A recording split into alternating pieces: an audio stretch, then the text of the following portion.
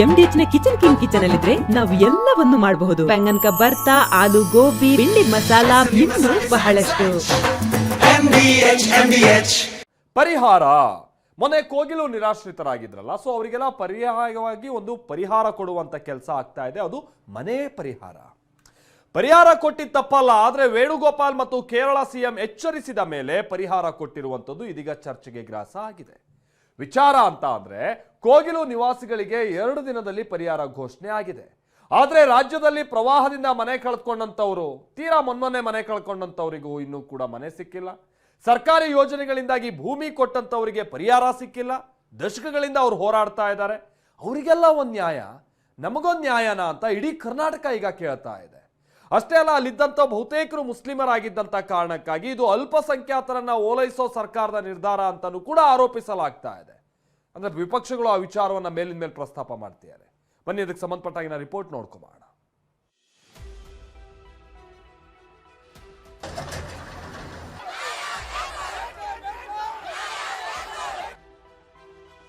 ಕೋಗಿಲು ನಿರಾಶ್ರಿತರಿಗೆ 2 ದಿನದಲ್ಲಿ ಕಟಾಕಟ್ಟ ಪರಿಹಾರ.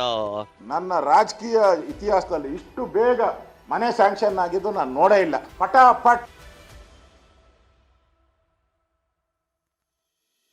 ಪ್ರವಾಹದಲ್ಲಿ ನೊಂದವರಿಗೆ ವರ್ಷ ಉರುಳಿದ್ರು ಸಿಕ್ಕಿಲ್ಲ ಆಶ್ರಯ. ಹ್ಞೂ ಅಂತಾರ, ಕೊಟ್ಟೆವು ಹಾಕ್ತಿತ್ತು ಹೋಗಂತಾರ, ಕೊಡಕ್ ತಯಾರಿಲ್ಲ. 10-15 ವರ್ಷ ಆತ ನಮ್ಮ ಭೂಮಿ ಕಳ್ಕೊಂಡು. ಇಲ್ಲಿ 2009 ಲ್ಯಾಂಡ್ ಅಕ್ವಿಷನ್ ಆಯ್ತು. ಅಲ್ಲಿಂದ ಹಿಡಿದು ಇಲ್ಲಿ ತನಕನೂ ಭೂ ಪರಿಹಾರನೂ ಕೊಟ್ಟಿಲ್ಲ. ವೇಣುಗೋಪಾಲ್ ಅಣತಿಗೆ ಮಣಿದ ಸರ್ಕಾರ, ನೆರೆ ಸಂತ್ರಸ್ತರ ಕಣ್ಣೀರಿಗೆ ಬೆಲೆ ಗಿಲ್ವಾ.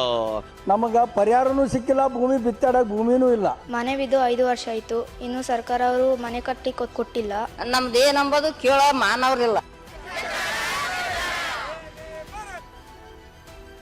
ಪ್ರವಾಹ ಸಂತ್ರಸ್ತರಿಗೆ ಪರಿಹಾರ ಯಾವಾಗ? ಕೇರಳದಿಂದಲೇ ಬರಬೇಕಾ ಆದೇಶ? ಒಂದು ಕಣ್ಣಿಗೆ ಬೆಣ್ಣೆ, ಮತ್ತೊಂದು ಕಣ್ಣಿಗೆ ಸುಣ್ಣ. ಇವರಿಗೆ ನ್ಯಾಯ, ಅವರಿಗೆ ಅನ್ಯಾಯ. ಕೋಗಿಲು ಸಂತ್ರಸ್ತರಿಗೆ 2 ದಿನದಲ್ಲಿ ತಕ್ಷಣದ ಪರಿಹಾರ. ರಾಜ್ಯದ ಇತರೆ ಜಿಲ್ಲೆಗಳ ಸಂತ್ರಸ್ತರಿಗೆ ವರ್ಷ ಕಳೆದ್ರೂ ಸಿಕ್ಕಿಲ್ಲ ಪರಿಹಾರ. ಅಕ್ರಮ ವಾಸಿಗಳಿಗೆ ಅಧಿಕೃತ ಮನೆ ಸಿಕ್ಕಿದೆ, ಆದ್ರೆ ಅಧಿಕೃತ ಜಾಗ ಕಳೆದುಕೊಂಡವರಿಗೆ ನೆರವು ಸಿಕ್ಕಿಲ್ಲ. ಕೋಗಿಲು ನಿರಾಶ್ರಿತರಿಗೆ ಸೂರು, ಇತರೆ ಸಂತ್ರಸ್ತರಿಗೆ ಎಳ್ಳು ನೀರು ಬಿಟ್ಟ ಘನ ಸರ್ಕಾರದ ವಿರುದ್ಧ ಆಕ್ರೋಶ ವ್ಯಕ್ತವಾಗ್ತಿದೆ. ನಮ್ಗೋ ಪರಿಹಾರ ಕೊಡಿ, ನಮ್ಗೋ ಮನೆ ಕಟ್ಟಿಕೊಡಿ, ನಾವು ನಿರಾಶ್ರಿತರಲ್ವಾ ಅಂತ ಕರ್ನಾಟಕ ಕೇಳ್ತಾ ಆಗಿದೆ. ಈಗ ನಾವು ರೈತರು ಭೂಮಿ ಕಳ್ಕೊಂಡಿದ್ದೀವಿ. ನಮ್ಗೆ ಇಲ್ಲಿ 2009 ಲ್ಯಾಂಡ್ ಅಕ್ವಿಷನ್ ಆಯ್ತು. ಅಲ್ಲಿಂದ ಹಿಡಿದು ಇಲ್ಲಿ ತನಕನೂ ಭೂ ಪರಿಹಾರನೂ ಕೊಟ್ಟಿಲ್ಲ. ನಮ್ಮ ಭೂಮಿ ನಮ್ಗೆ ಏನೋ ಕೊಡ್ಲಿ, ಇಲ್ಲ ಓಟು ತಗರ್ಲಿ. ನಮ್ದೇನಂಬುದು ಕೇಳೋ ಮಾನವ್ರಿಲ್ಲ. ಅಕ್ರಮ ಮನೆ ಧ್ವಂಸ ಮಾಡಿದ ಸರ್ಕಾರವೇ ವೇಣುಗೋಪಾಲ್ ಅಣತಿಯಂತೆ ಆಶ್ರಯ ಕಲ್ಪಿಸಿಕೊಟ್ಟಿದೆ. ಕೋಗಿಲು ಅರ್ಹ ನಿವಾಸಿಗಳಿಗೆ ಮನೆ ನೀಡಲು ನಿರ್ಧರಿಸಿದೆ. ನಿನ್ನೆ ಸಿಎಂ ನೇತೃತ್ವದಲ್ಲಿ ನಡೆದ ಸಭೆಯಲ್ಲಿ ಈ ನಿರ್ಧಾರ ಕೈಗೊಳ್ಳಲಾಗಿದೆ. ಯಾರು ಲಿಸ್ಟ್ ಕೊಡ್ತಾರೆ ಕಾರ್ಪೊರೇಷನ್ ಅವರು ಮತ್ತೆ ವೆರಿಫೈ ಮಾಡಿ ಜಿನೈನ್ ಪರ್ಸನ್ಸ್ ಯಾರ್ಯಾರು ಮನೆ ಕಳ್ಕೊಂಡಿದ್ದಾರೆ ಅವರಿಗೆ ಮನೆಗಳನ್ನ ಕೊಡ್ತಕ್ಕಂಥದಕ್ಕೆ ಲಿಸ್ಟ್ ಕೊಡ್ತಾರೆ ಅವರು.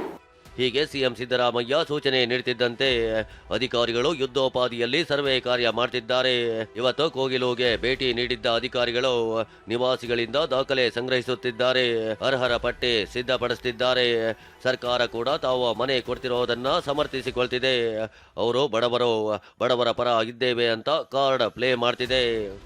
ಅಕ್ರಮನ ಸಕ್ರಮ ಮಾಡಲ್ಲ ನಾವು. ಜಿನೈನ್ ಯಾರು ಬಡವರು ಮನೆ ಇಲ್ಲದೆ ಇದ್ದು ಏನಾದ್ರು ಒಂದು ದಾಖಲೆಗಳು ಕರೆಕ್ಟ್ ಆಗಿತ್ತು ಅಂತ ಅದನ್ನ ಮಾತ್ರ ಅದಕ್ಕೆ ಪರಿಶೀಲನೆ ಮಾಡ್ತೀವಿ ಅಂತ ಹೇಳ್ತಾರೆ. ಒಬ್ಬರಿಗೊಂದು ನ್ಯಾಯ, ಸರ್ಕಾರದಿಂದ ಪರಿಹಾರ ತಾರತಮ್ಯ. ಸರ್ಕಾರ ಕೋಗಿಲು ನಿರಾಶ್ರಿತರಿಗೆ ಫಟಾಫಟ್ ಅಂತ ಪರಿಹಾರ ನೀಡ್ತಿದೆ. ಆದರೆ ರಾಜ್ಯದ ಹಲವು ಜಿಲ್ಲೆಯಲ್ಲಿ ನೆರೆಯಿಂದ ನೊಂದವರು, ಪ್ರವಾಹದಲ್ಲಿ ಮುಳುಗಿದವರು, ಸರ್ಕಾರಿ ಯೋಜನೆಗಳಿಗೆ ಜಾಗ ಕೊಟ್ಟ ಕಂಗಾಲಾದವರಿಗೆ ಪರಿಹಾರ ಸಿಕ್ಕಿಲ್ಲ. ಅಂತಹ ಕಣ್ಣೀರ ಕಥೆಗಳನ್ನ ತೋರಿಸ್ತೀವಿ ನೋಡಿ.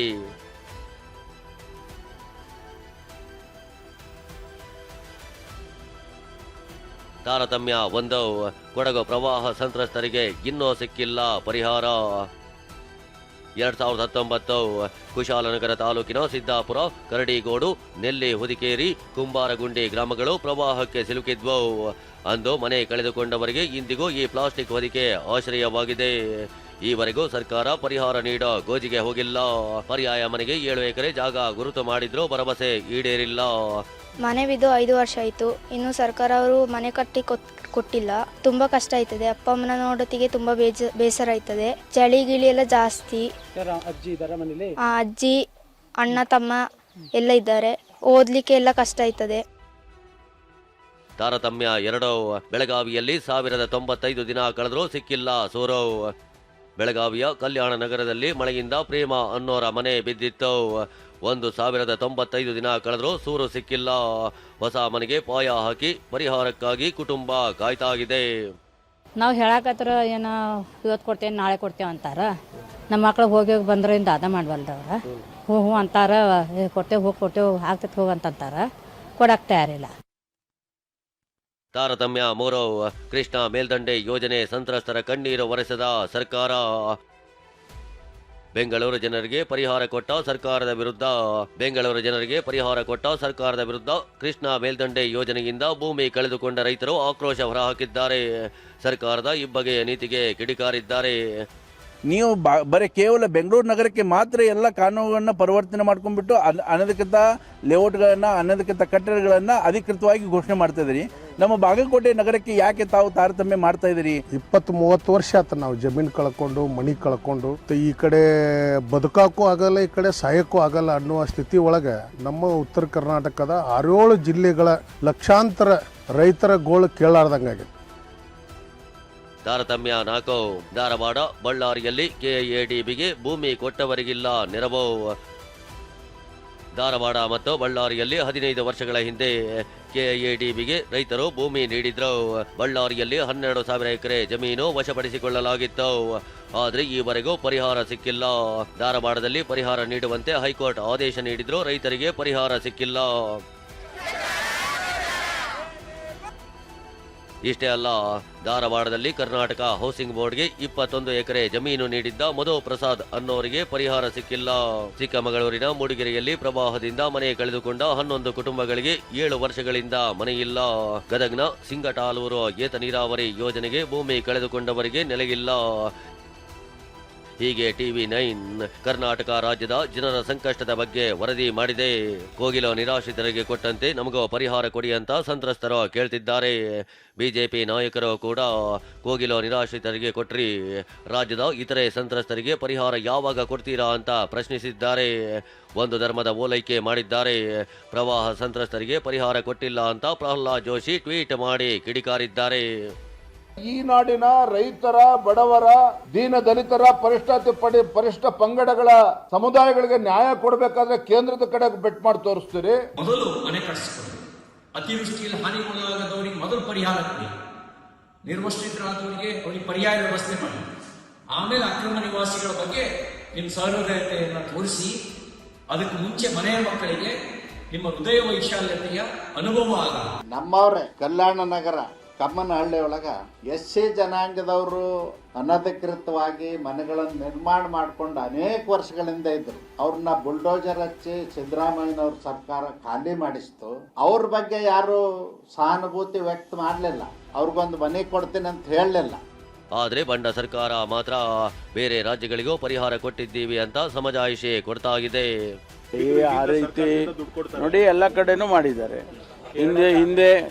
ಹಿಂದೆ ತಮಿಳುನಾಡಲ್ಲಿ ಸುನಾಮಿ ಆದಾಗ ನಾವು ಪರಿಹಾರ ಕೊಡಲಿಲ್ವಾ? ಬೇರೆ ಬೇರೆ ರಾಜ್ಯದಲ್ಲಿ, ಮಹಾರಾಷ್ಟ್ರದಲ್ಲಿ ಭೂಕಂಪ ಆದಾಗ ನಾವು ಕೊಡಲಿಲ್ವಾ?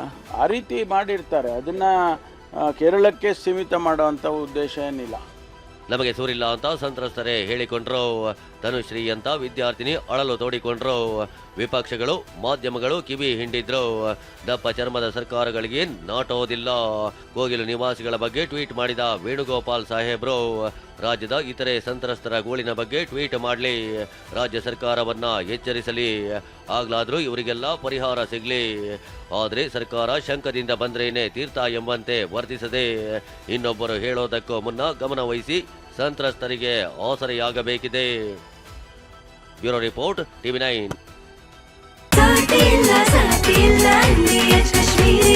ಅರೆ ಕಡಿಮೆ ಹಾಕು, ಆದ್ರೆ ಅಸಲಿ ಹಾಕು. MDH ಕಾಶ್ಮೀರಿ ಕೆಂಪು ಮೆಣಸಿನ ಪೌಡರ್.